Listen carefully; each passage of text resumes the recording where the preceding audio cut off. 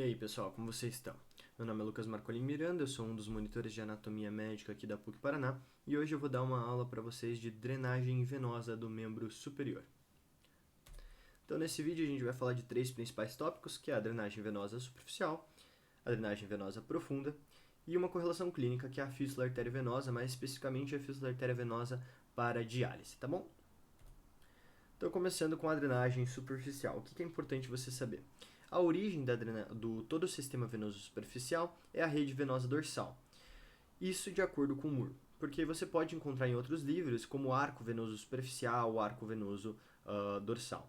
A verdade é que as veias, como um todo, elas têm bastante variação anatômica, tanto de indivíduo para indivíduo, quanto como elas são referenciadas nos livros. E, portanto, eu estou usando aqui o Moore como base, que diz que a origem é a rede venosa dorsal, mas eu vou trazer algumas outras visões, por exemplo, de alguns outros livros também. Mas, assim, o que é importante, o que é realmente o pilar, a pedra angular desse conteúdo vai estar aqui para vocês também. Quais que são as principais veias do sistema venoso superficial? Apesar de ter bastante variação anatômica, algumas veias são mais comuns de estarem presentes. E elas são as principais veias. É a veia cefálica, a basílica, a axilar, a intermédia do cotovelo e, claro, as veias perfurantes, tá bom? Outra coisa que é importante você lembrar é que, ao contrário do membro inferior, a drenagem superficial é mais importante do que a profunda no membro superior. E no membro inferior é ao contrário, a drenagem profunda é mais importante do que a superficial. Então vamos lá, vamos acompanhar essas veias. Você tem primeiramente aqui lateral, lembre, lateral por quê? Porque aqui está o rádio, certo? A antena do rádio, que a gente usa o polegar como referência, é a veia cefálica. A veia basílica, por sua vez, está medial. Ambas vão ascender até a fossa cubital, onde chega a veia intermédia do cotovelo, que comunica as duas. Por fim, a cefálica continua subindo e a basílica também sobe até ela achar esse ramo aqui, que na verdade são dois, que são as artérias braquiais. Quando a basílica se junta às braquiais, a gente tem a formação da veia axilar, que é essa aqui. Por fim, a veia axilar recebe a veia cefálica e se torna veia subclave, tá bom? Então, repetindo, veia cefálica lateral, veia basílica medial, veia intermédia do cotovelo comunica as duas lá na fossa cubital, ambas continuam ascendendo. A veia basílica recebe as veias braquiais e vira axilar. A veia cefálica continua e desemboca lá na axilar e depois vira a subclávia. Qual que é o macete para isso? Né? Porque a basílica e as braquiais vão formar a axilar. E a axilar, quando recebe a cefálica, vai virar a subclávia. Qual que é o macete? O macete é: o bebê faz a de chorar, né?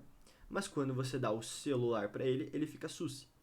O bebê, basílica e braquial, faz a de axilar, forma axilar.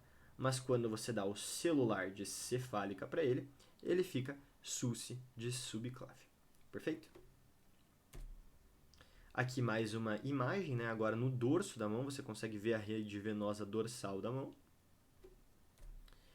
E podemos prosseguir para a drenagem profunda.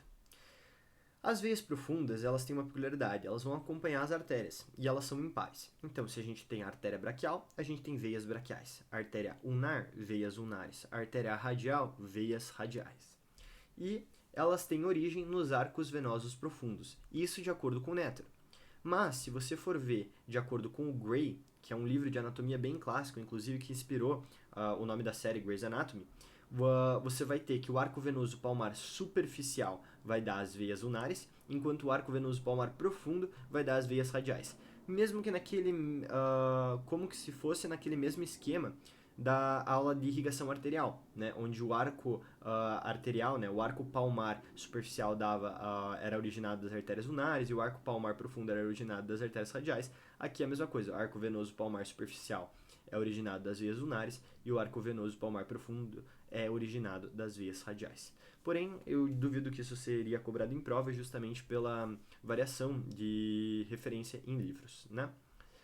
As veias ulnares, uma coisa que é importante mencionar é que as veias ulnares recebem as veias interósseas, e isso faz sentido, porque a artéria ulnar origina a artéria interóssea comum, que depois se divide. Aqui uma curiosidade do Gray, que as veias radiais são menores do que as veias ulnares, não acredito que seja muito importante, mas só para ter essa curiosidade aí.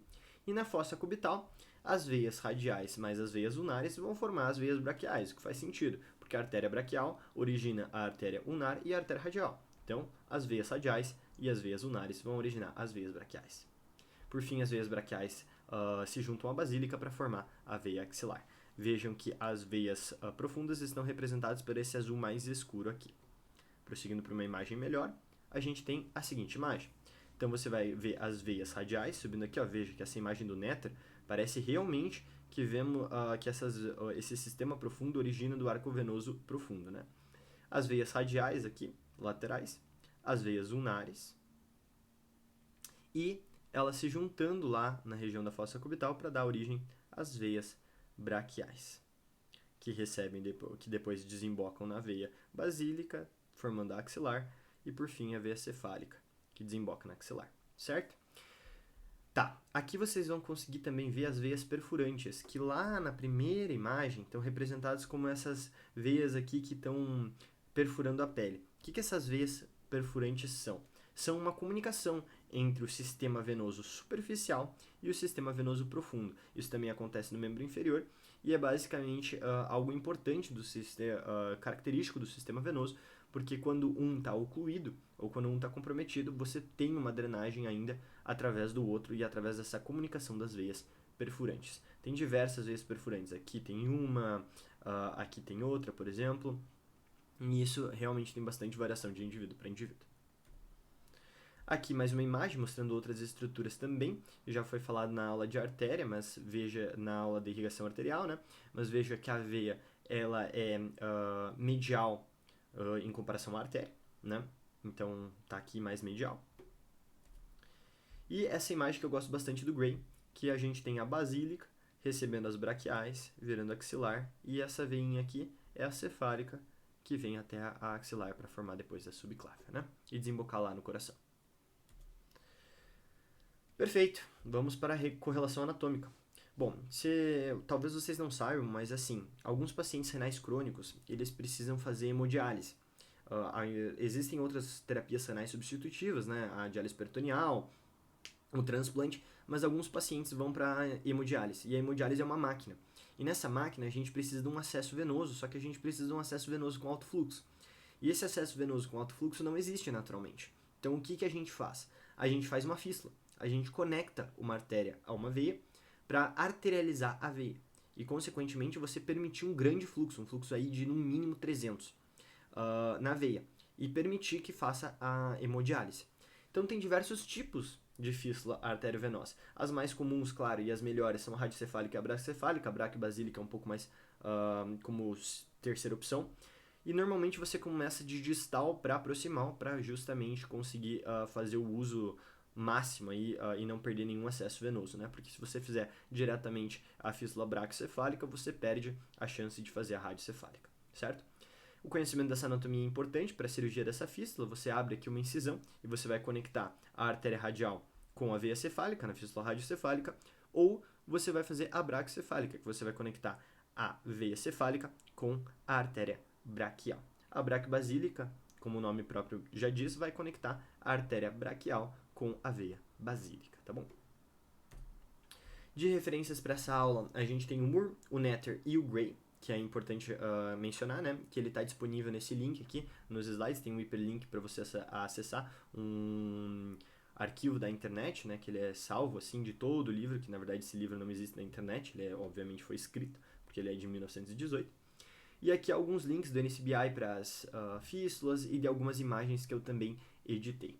Fico à disposição para qualquer dúvida, qualquer eventual necessidade nos grupos e nos vemos numa próxima. Até mais. Tchau, tchau.